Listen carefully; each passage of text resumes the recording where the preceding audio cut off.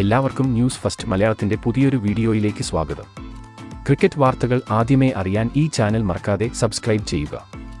IPLൽ ഇന്ന് നടന്ന മത്സരത്തിൽ RCB തങ്ങളുടെ മൂന്നാം തോൽവിയാണ് ഏറ്റുവാങ്ങിയത്.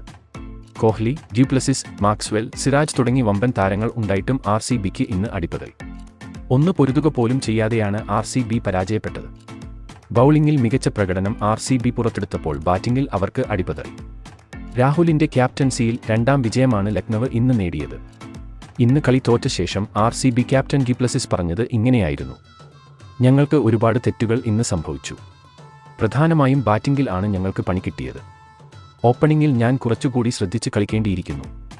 ഈ സീസണിൽ കോഹ്ലിക്കൊപ്പം എനിക്ക് മികച്ച ഒരു ഓപ്പണിംഗ് പാർട്ണർഷിപ്പ് കണ്ടെത്താൻ സാധിക്കുന്നില്ല. അതിന്റെ കാരണം എന്തെന്ന് വ്യക്തമല്ല.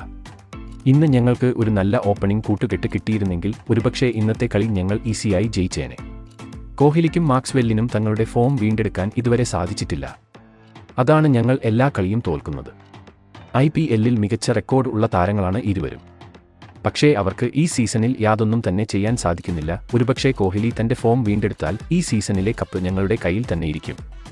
അടുത്ത കളിയിൽ കോഹ്ലിയെ 3-ാം നമ്പറിൽ കളിപ്പിക്കാനാണ് ഞങ്ങൾ പ്ലാൻ ചെയ്യുന്നത്. എന്തായാലും ഇന്നത്തെ തോൽവി ഞങ്ങൾ അംഗീകരിക്കുന്നു. തെറ്റുകൾ തിരുത്തി അടുത്ത മത്സരത്തിൽ ശക്തമായി തന്നെ തിരിച്ചുവരുമെന്നും RCB ക്യാപ്റ്റൻ ഡ്യൂപ്ലസിസ് വ്യക്തമാക്കി. RCB ആരാധകർ വിഷമത്തിലാണ്.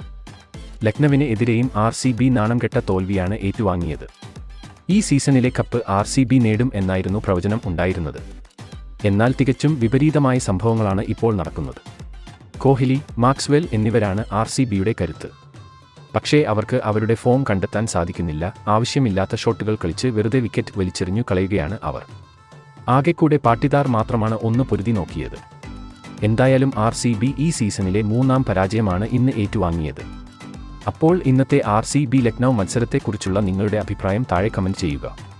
അതുപോലെ കൂടുതൽ ക്രിക്കറ്റ് വാർത്തകൾക്കായി ഈ ചാനൽ മറക്കാതെ സബ്സ്ക്രൈബ് ചെയ്യുക.